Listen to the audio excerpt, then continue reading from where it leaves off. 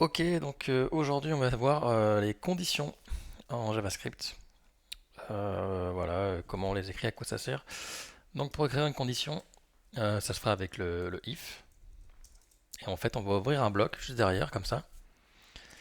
Et si la condition est true, donc on se souvient des booléens, true, false. Pour valider une condition il faut que ça soit true.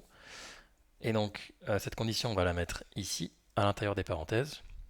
Et donc si cette condition est valide, et true, en fait, on va rentrer dans ce bloc. Et donc, on va exécuter ce qui se trouve dans ce bloc. Donc, nous, on va juste mettre un console.log de true. Hop, je fais un petit coup de refresh. Alors, je ne l'ai pas précisé, hein, mais maintenant, on commence à avoir l'habitude. Je suis encore sur Code Sandbox avec un petit template tout simple. Et pour ouvrir la console, c'est ce bouton ici, là. Ok, donc là, on voit que je rentre dans ma condition. Si je mets false, je vais changer de log. On voit que je rentre pas dedans. Ok, on voit même que Code Sandbox, il est gentil.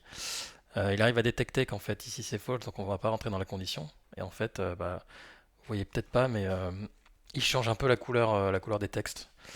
Donc voilà, il baisse l'opacité en fait si la condition est false, parce que ce code-là ne sera pas exécuté en fait. Si je le remets true par exemple, vous voyez que là la luminosité du texte va changer. Ok, donc ça c'est la condition de base. Alors j'ai mis ça là, mais bien sûr ici en général c'est une variable, hein. Donc par exemple, qu'est-ce qu'on va mettre? Ma condition, c'est par exemple, hop, 18 sera égal à 18. Pourquoi pas? C'est histoire de trouver quelque chose.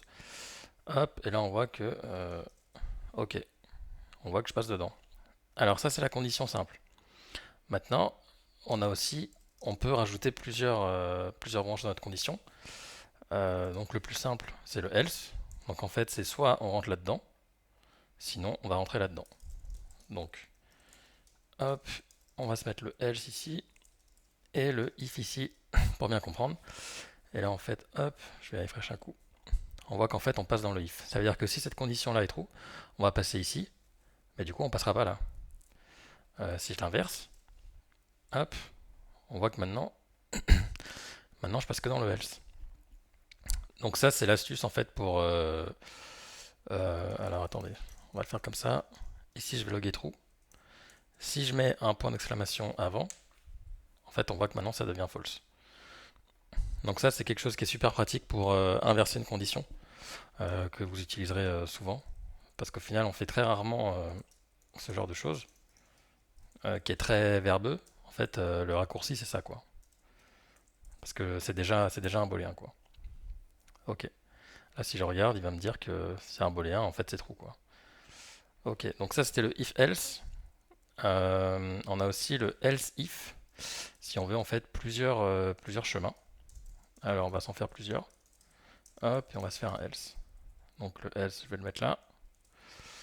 Hop. Et ici, ce sera le else-if numéro 1 et le else-if numéro 2. Et donc pareil, pour le else, il n'y a pas besoin de condition parce que c'est l'inverse du if.